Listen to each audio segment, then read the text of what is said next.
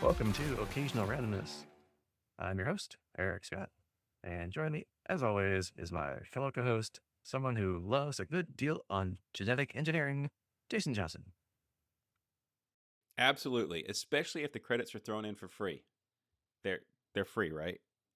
I'm sure there's probably some strings attached there, but yeah, sure, we'll call it free. Okay. I guess I should make the air quotes around free. Nothing's ever free. Nothing good is ever free, as we might find out here shortly. We'll see. Yeah, there's always strings, like you said. In tonight's Farscape, Farscape does a girls' trip episode where I'm sure absolutely nothing will happen and we'll just all be a nice time away from the boys with full of shopping, spa treatments, and no drama whatsoever. Never, no drama. Yeah, because the boys' trip last episode just some time away, nothing happened. It's just kind of boring. So yeah, so we are talking about season 4, episode 16, bringing home the beacon, which last time I said it was called bringing home the bacon because I knew what they were going for with their wordplay on their titles, so I just automatically translated it on myself and didn't use their title. But hey, pretty much I was mostly right. So we'll give you partial credit, maybe. Although I was disappointed in the lack of pigs or smoked meats in this episode. Do I get partial free credit? Yeah, free credits. Very, very good. Yeah. Because free is good, right? And yeah, as always, our little PSA here. If you like what we do, please give us a like or a review, or better yet, help spread the word and let people know about this little fine podcast here. We would appreciate it.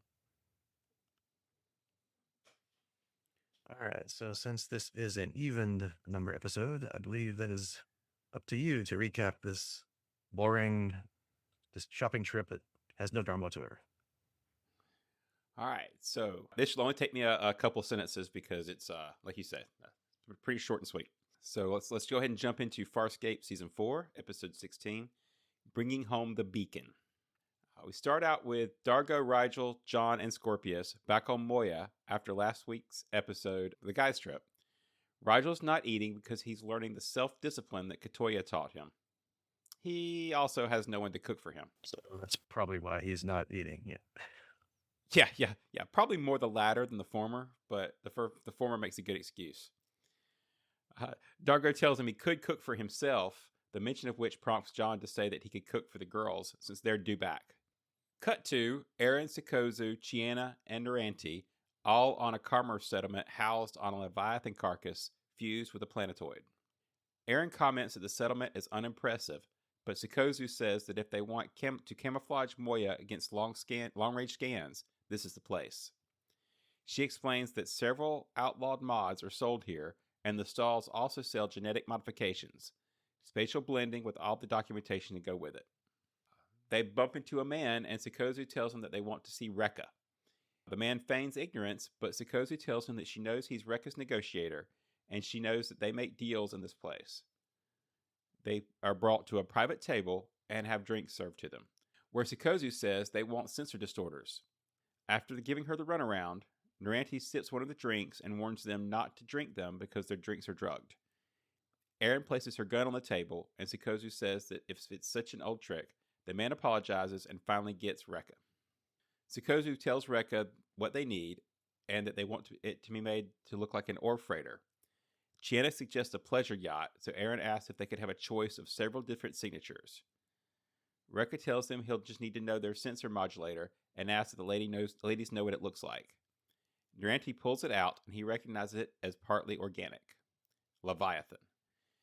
He tells them that a distorter will only hide them as long as they can match the movements of the ship they're imitating, and asks if their pilot is good enough. Aaron says yes, and Sikozu says no, both at the same time. Rekka then tells them that's their problem, and Leviathans need custom builds, which will take 4 Arns. The asking price is 19,000 Krindars, which, after bartering, they pay 16,000, half up front. The man tells them to meet them at their pod in 4 Arns. Aaron says it's too long, but the man reminds them that that's being their deal, it's their rules, and they leave. Chiana asks if they trust them, and of course not, Sikozu replies, urging Chiana to follow the man. Aaron and Sikozu are walking along discussing what to do next when Aaron wonders where Naranti has gone. Suddenly they spot peacekeepers and hide. How many? Sikozu asks. After a quick glance, Aaron lets her know Greza, Braca, 4 SSDs. Sikozu is adamant that they couldn't have been followed, and Aaron agrees, unless someone tipped them off. Meanwhile, Braca asks Greza, "You're sure they're coming, ma'am?" "Of course I'm sure. Keep searching," she orders. Aaron attempts to calm Chiana, but the peacekeepers are jamming. Sikozu tells Aaron that they have to stick together, but Aaron points out that she has one gun, and there are 6 of them. Naranchi joins them, and Sikozu tells her about the peacekeepers. Aaron tells her to find Chiana and warn her. Aaron then tells Sikozu that they can either follow Greza and find out what he's up to, or stay out of sight. Chiana is following the 2 men from earlier, but she loses them. She asks the lady at the counter if she saw them, but the lady is not forthcoming. Chiana asks what's in the room behind. "Services. Expensive services," the woman replies. Chiana puts down some currency and says she doesn't mind paying for services, as long as they're worth it, much to the woman's surprise. Aaron and Sikozu continue to hide, but they hear the sound of an unusual sonic pattern, double-winged. It sounds like a striker, the fastest ship in the Scaran fleet. "But what the frell is it doing here?" Aaron asks. Sikozu looks through an image enhancer and tells Aaron that Greza seems to recognize the sound too. Cut back to Chiana as she's getting some kind of alien massage, and says that the reason she's so tense is that she was following 2 Sebastian males, and they came this way, and she was hoping that the masseuse could help her out. The woman puts pressure on Chiana's Mila nerve, which paralyzes her from the neck down. When Chiana mentions Rekka, the woman releases. Chiana again asks for help, so the woman asks Chiana if she has any idea what they sell here. "Yeah, genetic modification, shape changes." The woman tells her that whoever buys a transformation kit also buys confidentiality. Chiana realizes they could have walked straight by her. As Sikozu and Aaron continue to watch over Greza, a Scaran female walks out, a member of the ruling caste, along with her entourage of 1 Scaran male and 4 chariot escorts. 1 commander, 1 adjutant, and 4 warriors, Sikozu asserts. Aaron points out that that's the same as the other side, which Sikozu says implies a meeting. Sikozu tells Aaron that Greza clearly isn't interested in them, which provides a perfect opportunity for them to leave. But Aaron disagrees and says that it's the perfect opportunity to stay. "Does this look like an official conference to you?" she asks. "No." "Exactly," Aaron replies, adding that Greza is most likely exceeding her authority. If they could make Peacekeeper High Command privy to that, she'd be relieved, and it would get her off their back. Naranti visits the service center and finds Chiana.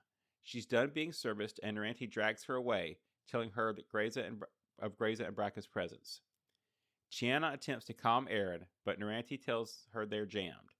As they're about to leave, they spot Peacekeeper commandos at the exit. They return to the service desk and ask to be transformed, well enough to fool a DNA scan. They're told they have to select the species, but they say they're not too choosy and quickly get out of sight.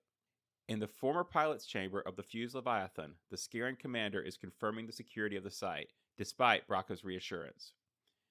Aaron and Sikozu sneak up on one of the tiers to look in. Sikozu uses an image enhancer, which also enhances sound. The Scaran woman is War Minister Akna, 3rd in rank in the Scaran fleet. Sikozu continues to listen in as Greza reassures Anka that she's abided by the terms of their meeting. Greza tells Anka that she'll have to take her word for it, as Anka notes that Greza has been conditioned to resist Scaran mind probes. Greza asks if she wants to waste any more time testing them. "I dislike wasting time," she answers, asking why Greza is here. "As I communicated, I want peace." Anka tells her everyone wants peace and asks what price she's willing to pay to achieve it. "What if I offer you the Luxon territories?" Sikozu tells Aaron what she heard, and that Greza is willing to cede all the Luxon worlds to the Scarans in exchange for peace. What? She can't mean it. The Peacekeepers and Luxons have a mutual defense pact. Greza has to be bluffing. She can't fulfill that promise. The Luxons would go to war. Sikozu asks how long they'd last against the Scarans without the Peacekeeper, and Aaron says if that really is Greza's intention, they have to stop her. "I doubt we could talk her out of it, Aaron. I wasn't thinking about talking. I have a gun." "You would assassinate Greza?" Sikozu asks. Aaron replies that Greza would do the same to them. "Do you have any plan of escape?" Sikozu asks. "To run. Anything more detailed?" "Run quickly." Sikozu asks if they run into more opposition than they can handle. "You have that conversation with Dargo about why his worlds were obliterated," Aaron retorts. Cutting back to Graza, she tells Anka that in return for dominion over the Luxon territories, the Scarans will relinquish all claims to the disputed sectors of the Uncharted territories. Anka says that it's hardly an equitable exchange, but Graza is quick to point out that the Luxon worlds are wealthy, yet there's little value in the Uncharted territories. This arouses Anka's suspicions as to why they'd make such an exchange if that were the case, especially now as the Luxons are their allies. Grace heard that High Command already regrets that decision. Luxons are warriors, not diplomats, and they're a liability to peacekeeper efforts. So you would just abandon them, Anka asked Graza. Yes, for the greater good.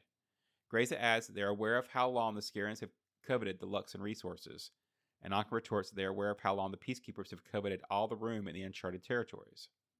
Graza tells her that a costly war would be averted, but Anka doesn't think Graza would ever get support from the High Council for the treaty. Graza is quick to announce that most of the High Council already supports her, and they're ready for a change in leadership. You would seize power?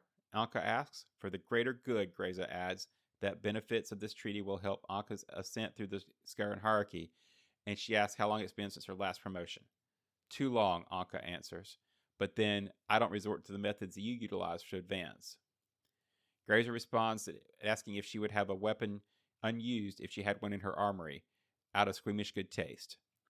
A commando approaches Braca and tells him they have word of a Nabari in the settlement, and her description matches the escapee, Chiana.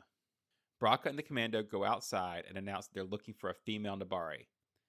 Chiana and Naranti have just been serviced. Chiana is now blue with sparkly red hair, and Naranti looks younger with black hair and no third eye. And despite standing out of the way, they are noticed by Braca. Chiana tells Naranti that she'll do the talking, and she points Braca to a place on level 3 where he'll find any kind of female he could care for. Braca grabs her arm, but Chiana says she's not on the market. She and Naranti snuggle up while Braca does DNA scans on the pair of them. They both pass, and Braca asks Naranti if she's seen the Nabari. She says she wouldn't know one if she saw one, so Braca describes her. Gray girl, thin, young, good-looking, Chiana asks. Is Braca's response. Convinced, he leaves, and Naranti tells Chiana that she thought they did rather well. Sukozu tells Eren that they're arguing about how to carve up the Uncharted territories. Graza asks if they have an agreement, but Akna wants to talk about disarmament. Graza says she's not prepared to discuss weapons at the moment, only territory. But Akna says that it's unsatisfactory since the peacekeepers claim superiority. We do more than claim, Graza exclaims. Yet you will not even talk about arms reduction. Graza says that they are prepared to coexist in peace, but they will not make themselves vulnerable. Akna states that there are some of the Scaran hierarchy who believe the peacekeepers are already vulnerable, and their claims are highly exaggerated. She suggests that perhaps the destruction of their dreadnought was an experiment that they have been unable to repeat, or perhaps it wasn't they who did it. She asks if this is so, why would you settle for peace? Because you would lose a war, Graza reports. Sukozu tells Eren of Akna's suspicions, and Eren says the fear of the wormhole weapons is the only thing stopping the Scarans from invading Peacekeeper space, and everyone's frailed if they stop thinking Peacekeepers have them. Sukozu looks back and sees Akna looking over a document that Graza is making out. Okay, it's time to intervene, Eren says. As she reaches for her gun, they hear commandos searching for intruders. Eren and Sukozu are forced to hide in order to take out the commando. Akna prepares to sign the treaty and calls Pinnock to bear witness. As Sukozu takes out the commando, Graza and Akna both sign the treaty before Eren can return to her position. Sukozu tells Eren to kill Graza anyway, as then the Scarans won't be able to enforce the treaty. But now Eren can't get a clear shot. Braca returns and tells Graza that there's no intruder. She tells him this was a historic day. Akna calls on Pinnock, who kills a commando and attacks Braca. Graza tells Akna that this has been an act of war and she is a fool. Akna retorts that Graza will not be missed. They merely want to talk in a much more detailed terms about their wormhole capabilities. You already know that you'll learn nothing, Graza says, but Akna tells her not here. Their facilities are much better on Katratzi. Sukozu asks Eren what will happen when they learn the truth about wormhole weapons, but Eren says they can't let them. Sukozu and Eren go outside and are joined by Chiana and Naranti. As Akna is taking everyone to their ship, Eren signals Sukozu to follow them. Eren tells Chiana to get to the modulator and meet them back at the pod.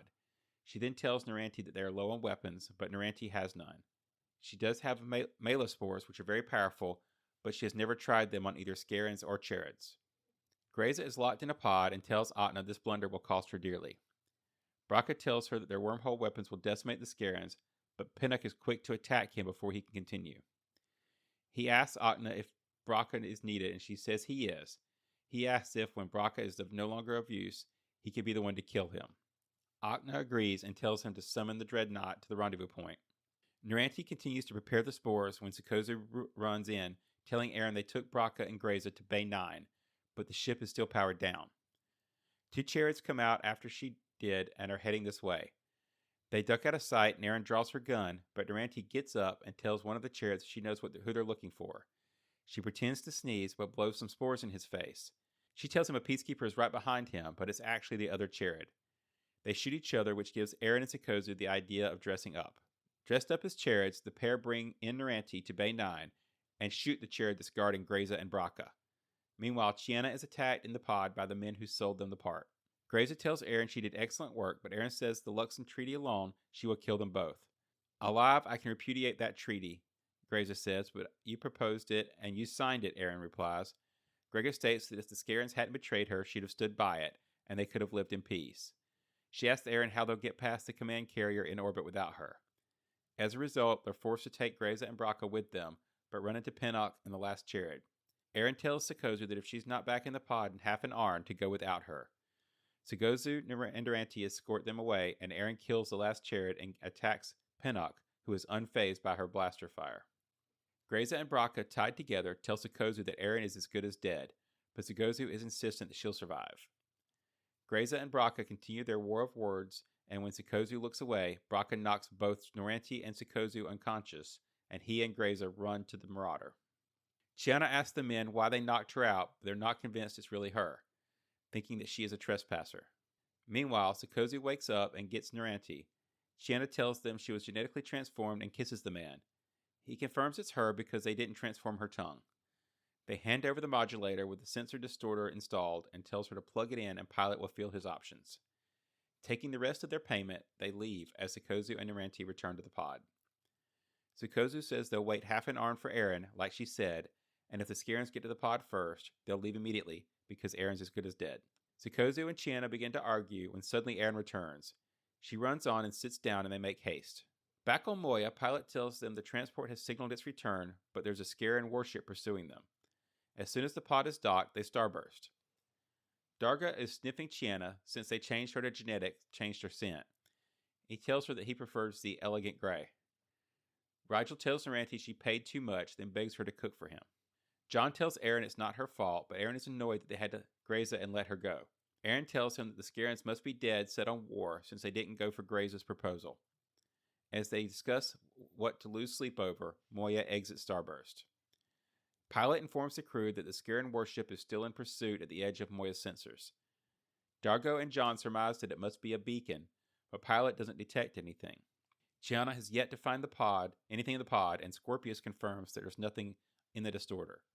They decide to check everyone who is in the transporter pod, and Era suggests to John that it could be Sikozu since they were separated. I did not betray you, Sikozu replies adamantly. A DRD checks all the ladies and detects nothing. Scorpius says that a tier-by-tier search would be in the next step, but there's no time for that. Moya's unable to starburst again, and the distorter is not yet ready. Aaron asks how long they have before the warship can identify them. Perhaps 200 microns. Naranti says that no one is chasing Moya and Pilot, so it may be better just to leave them. John asks Aaron if they're going to bail, but then asks, what about the baby? Aaron has no clue what he's talking about, and even seems unable to say the word. John, realizing that Aaron has been compromised, asks where the beacon is. We don't know, she says. John pulls his gun and asks her where the beacon is. He repeats it, interchanging the words beacon and baby. Aaron's getting more and more confused, and John asks her to say baby and spell it. John starts reciting the alphabet, but Aaron is unable to respond, and John asks, where's Aaron? Aaron. She reaches for her gun, so John shoots her in the face, revealing that she is a bioloid, a cross between a robot and a person. Scorpius is temporarily patched in the distorter, so Kozu tells Pilot to imitate a Scaran ore freighter and to mimic its movements. The Scaran warship signals them, and Scorpius recognizes it as the mother tongue. Sikozu replies to them, and the warship leaves. She tells Dargo that she told them that they saw a Leviathan pass by a moment ago and thanked them for scaring it away. John kneels down before the body of the bioloid Aaron, now fully aware that the real Aaron has been captured by the Scarens. Sukozu finds the homing device and what's left of its neural processor. She comments that the device confining Grayza was not meant to transport her, but to replicate her. Scorpius confirms that the Peacekeepers know about bioloid technology, but have never encountered one. The original intention was clearly for Grayza to be duplicated, so her bioloid could spy on the Peacekeepers, while the Scarens were free to torture Grayza without worrying about rescue attempts. Having failed with Grayza, it seems Anka intended for the Aaron duplicate to capture John for the Scarens.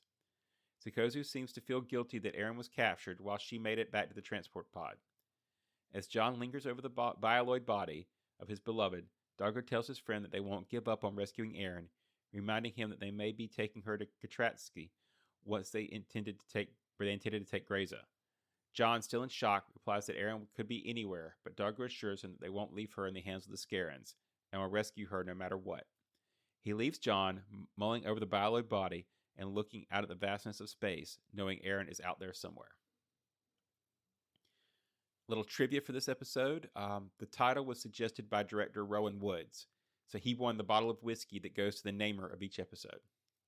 Francesca Buller, Ben Browder's real-life wife, based her performance in part on Cate Blanchett's performance as Queen Elizabeth I in Elizabeth and Alice Cridge's performance as the Borg Queen in Star Trek First Contact.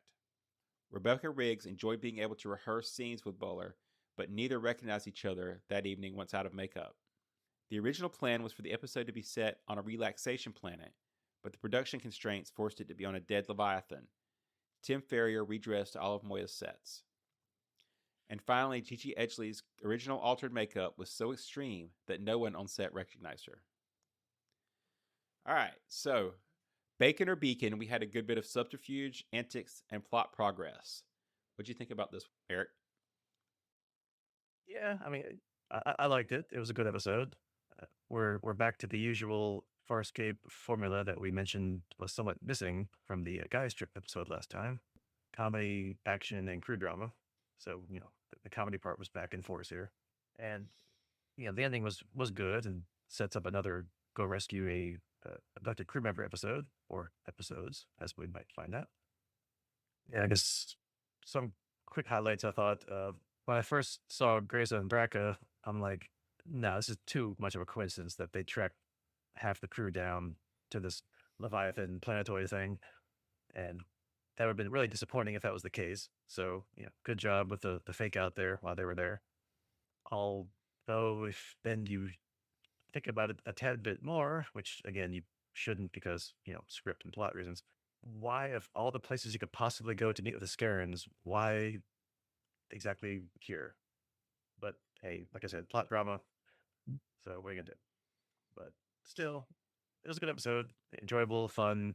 I liked it. What do you think? Yeah, pretty much the same. I really enjoyed it. I was thinking as I did the recap, kind of about. I was thinking I was doing the recap, kind of about that same thing about the fact that you can't really think too hard about the limited number of spaces they have to kind of have in tormented space. I mean, it's this vast space that's supposed to be really hard to navigate, but yet we always end up in the same place. But I think they could have solved it with a quick throwaway line about our cover story to High Command is that we're here for something, looking for a modification or something that was specific to that area, so that you could have an excuse of why they're all in the same place. But even that would kind of you just kind of have to go with it. So I agree.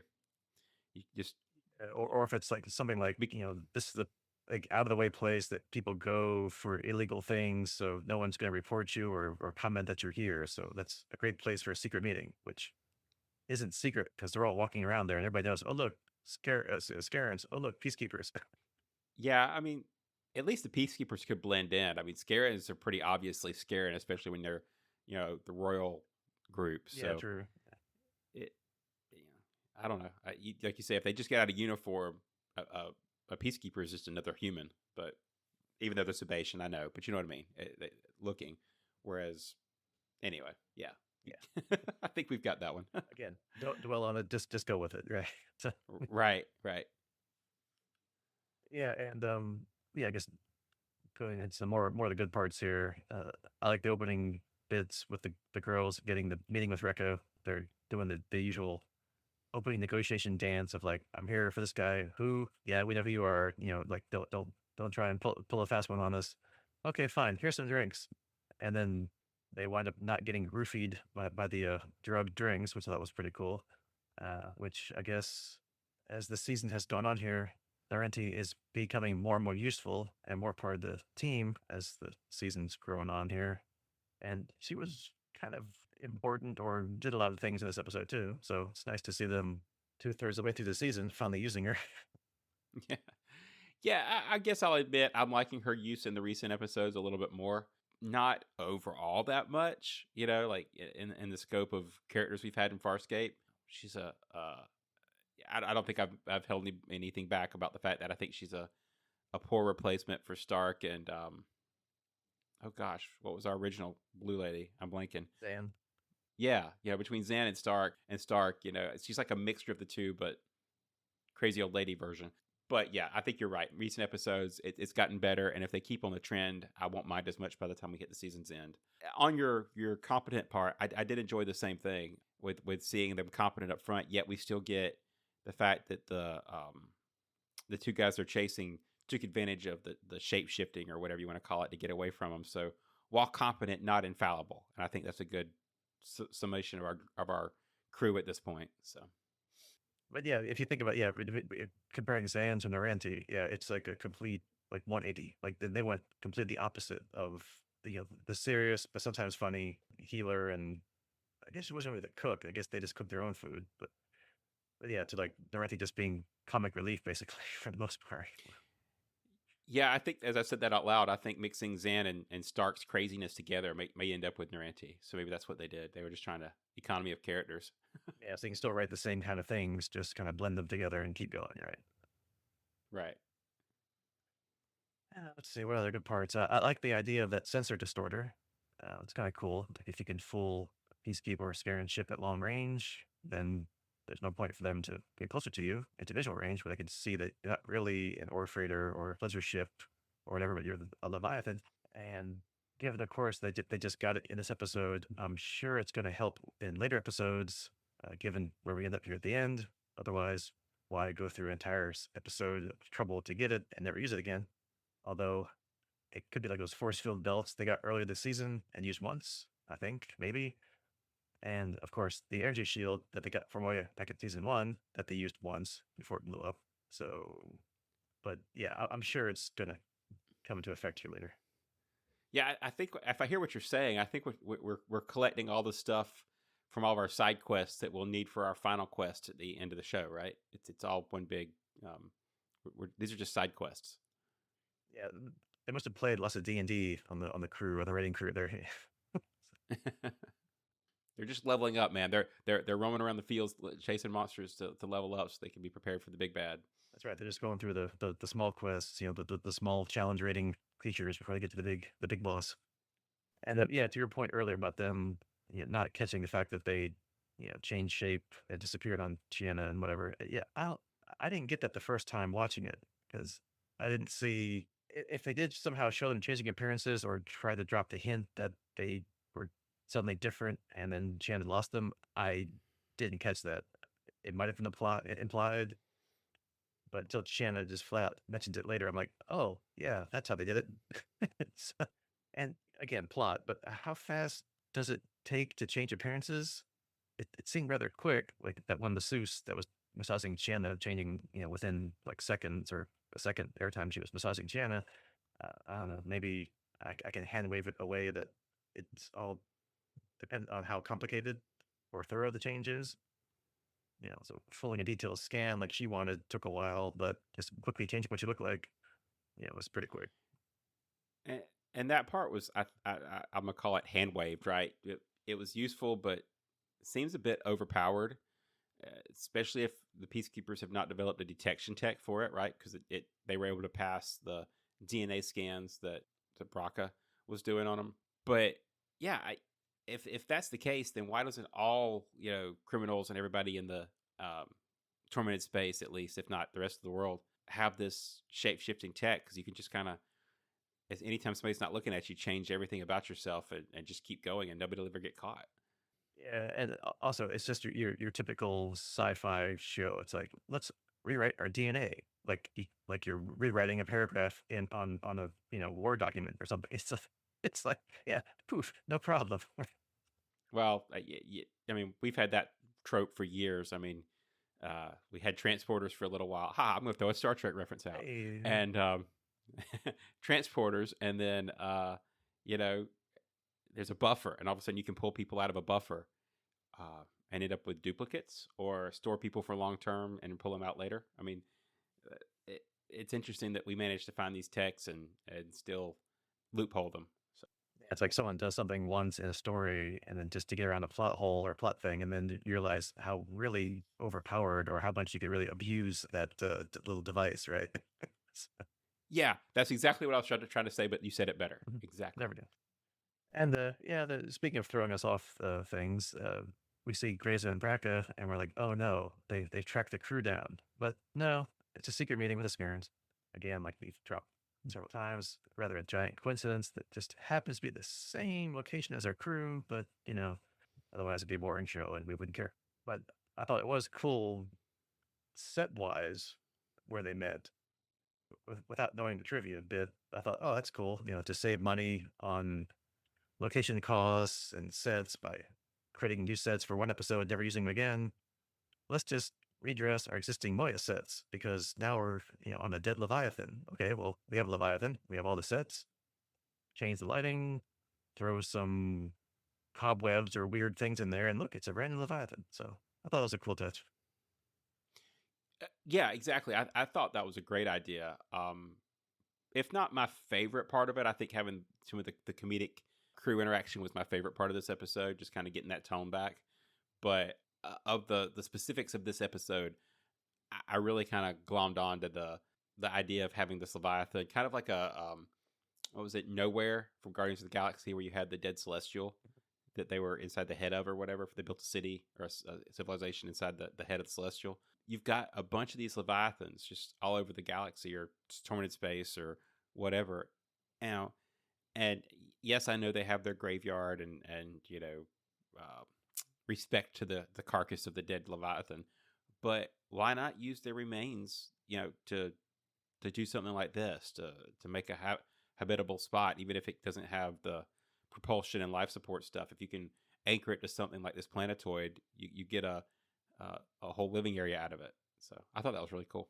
It's a good idea and selling point of hey, come to this place and get some good stuff, and people know what that space is because it's unique. Although maybe it's too unique if you're selling illegal things to be like that obvious about, but whatever. Well, that kind of backs up my Nowhere reference, right? Because that was also a place where the collector was setting up some kind of off the books collection. Speaking for a little fake out here, what do you think about the whole Peacekeeper Scarin meeting? Seems each participant there has their own ideas. Graza and Akna have a good idea of what the other side is capable of, what they have, what they don't have, what they want, what they say they have or don't have. Yeah. And they both obviously have higher positions for themselves in mind. And I feel like the only thing the Scarens really aren't quite sure about is do the Peacekeepers really have wormhole weapons or not?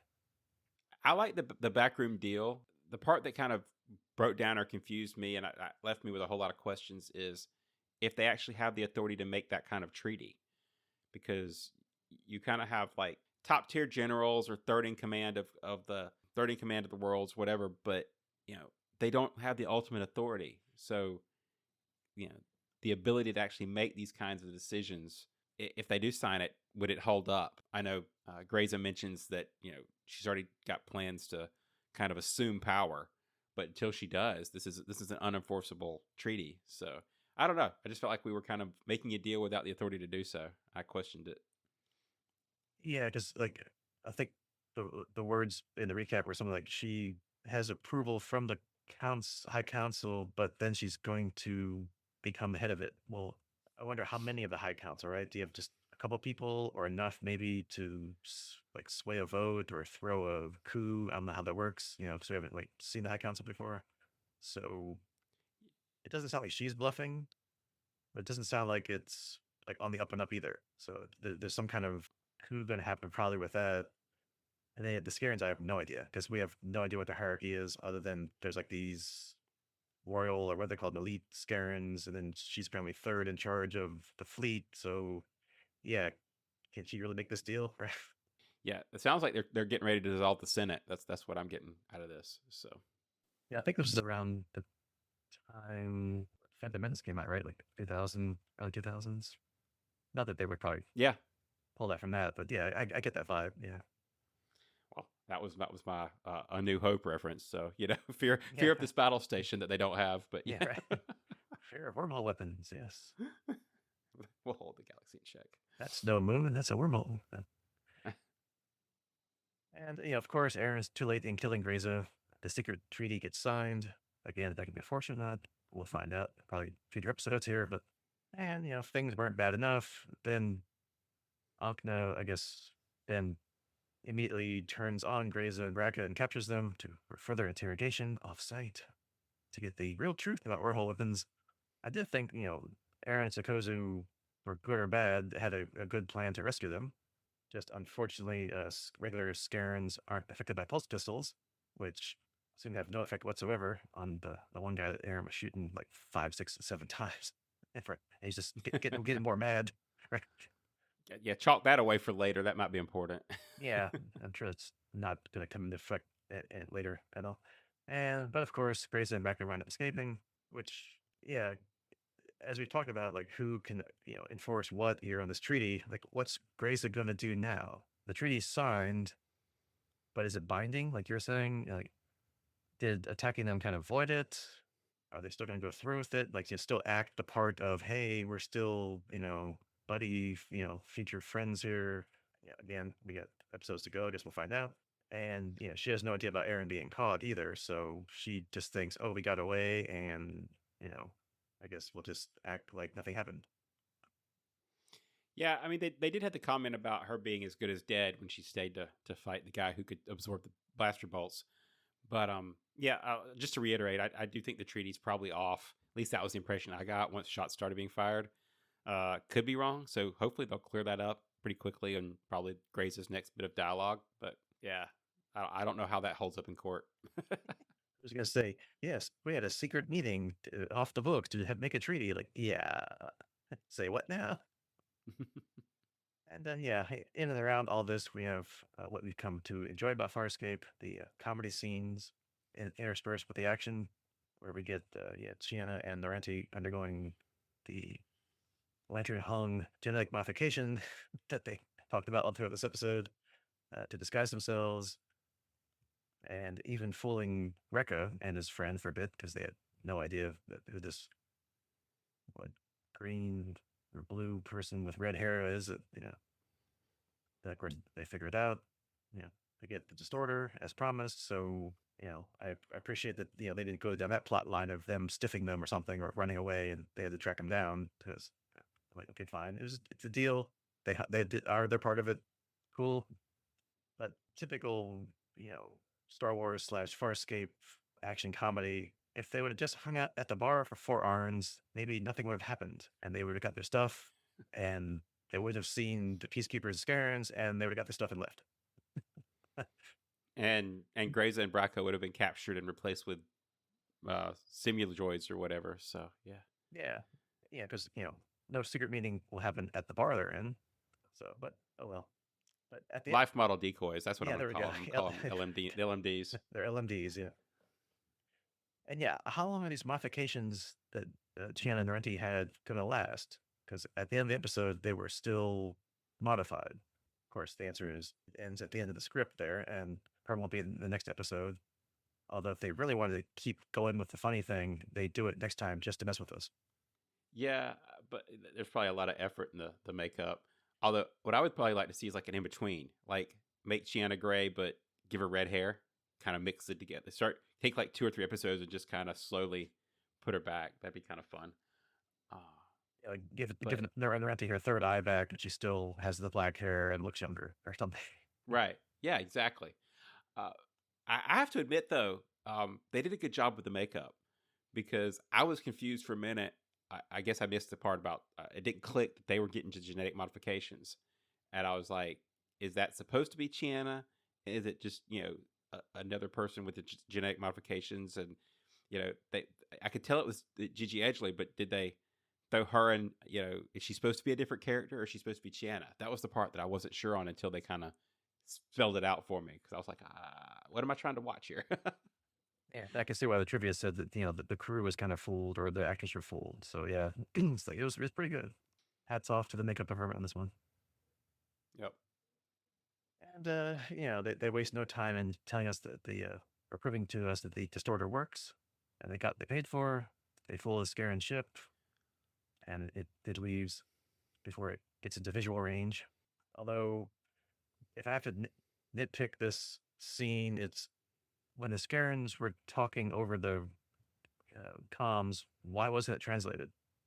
Translator microbes work with other Scarans talking, like we saw with Akna and other past shows with Scarans. I mean, sure, it lets Sikozu save the day by showing off that since she can't use translator microbes, that she has to understand the actual language, so she can speak back in fluent Scaran back to them. And I guess it's not like a translated language that they would recognize as Scaran, not the language, but still, that's why the only nitpick I can have. Yeah, like you say, I think they were just trying to let Sikozu be useful. She kind of had a good episode of action in here, so might as well let her keep going. I think the throwaway line they used for that was that it was the mother tongue, right? Scorpius referred to it as the mother tongue. So maybe what they can speak and be understood by the microbes is not the root Scaran language, and that the root Scaran language, the mother tongue, can only be spoken natively. The microbes can't handle it. Which, if that's the case, I think Scorpius should have been the one to respond. But anyway, although he I'm was just, busy trying to hook up the he was trying to be Scotty and hook up the device to the Moya, so he was too occupied. because that's who we want fiddling around with things like that is Scorpius. Yeah, which I guess does help cement his whatever you want to call it of I'm helping you out, John. I'm here for you versus well, plus also he doesn't want to get caught by the Scarens either. So really, it's a mutually beneficial CYA there. So Yeah, it just gives you another chance for him to muck around in the comm system and monitor. Anyway, or now he knows what the frequency of the distorter is, so he can use it later to find Moya or something if he leaves or get his little scheme gets found out and he has to jump ship real quick or something. Yeah. I guess the final fake out of this episode, Aaron.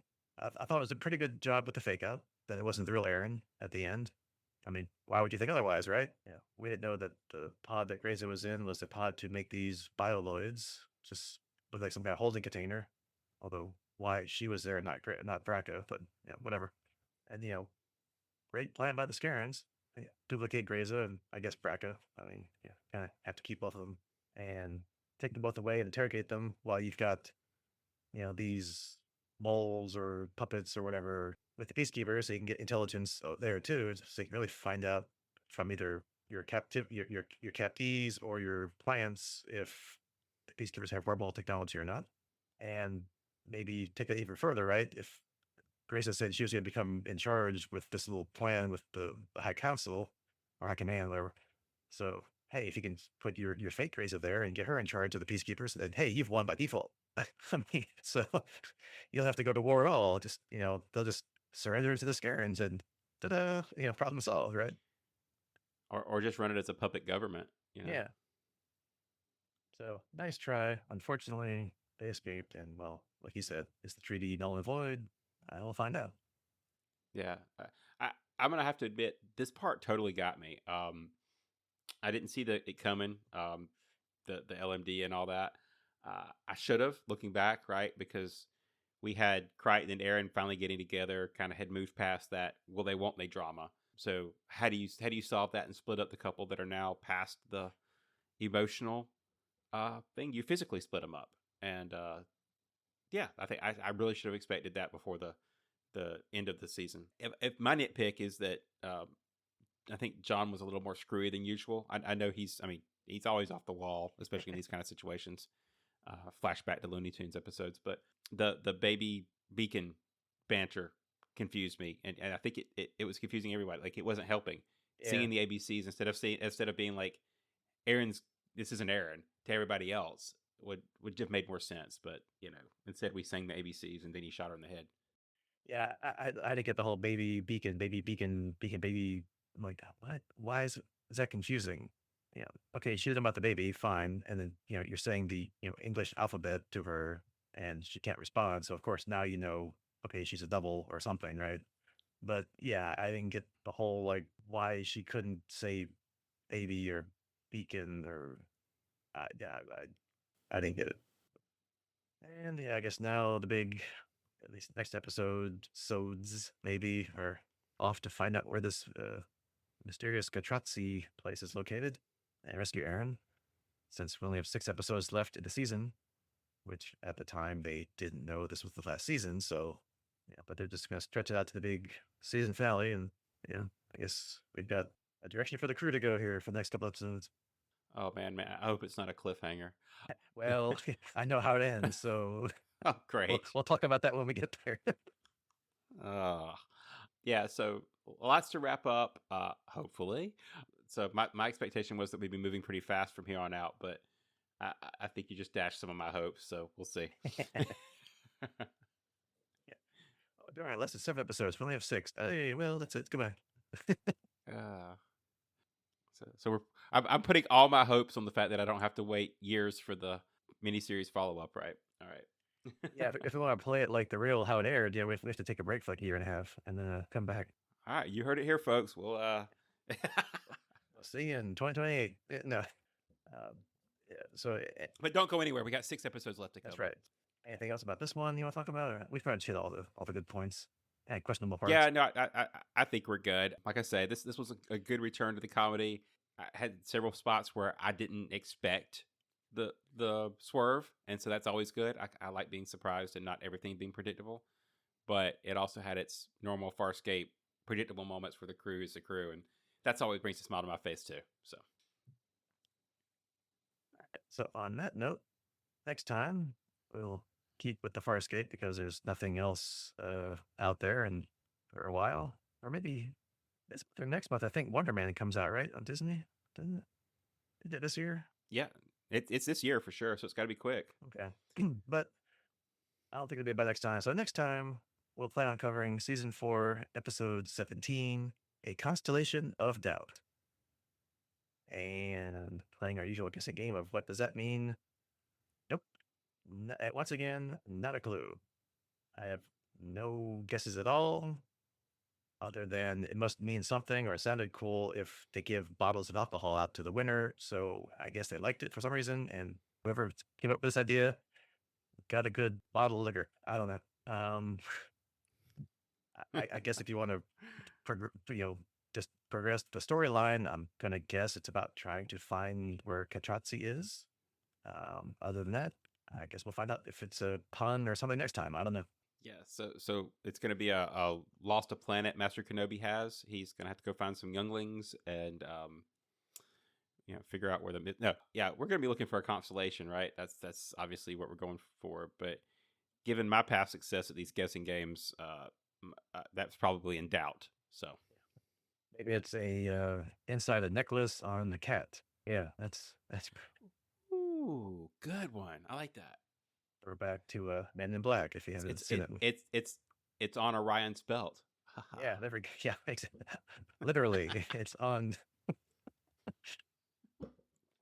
Sorry, spoiler for a movie from really long ago. Yeah. I'm not doing the math. No, yeah, I'm not gonna go look it up because, yeah, we're lazy here on Occasional Randomness.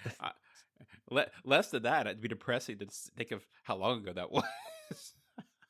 Yeah, because I still think the 90s is like 10, 20 years ago, and no. Yeah.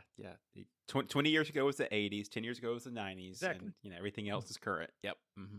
Yeah. I just got out of high school and college not that long ago. Oh wait, no. What reunion is coming up next year? Yeah, I don't know what to talk about. And on that note, that's your homework for next time, and we'll see you then. Goodbye. Goodbye.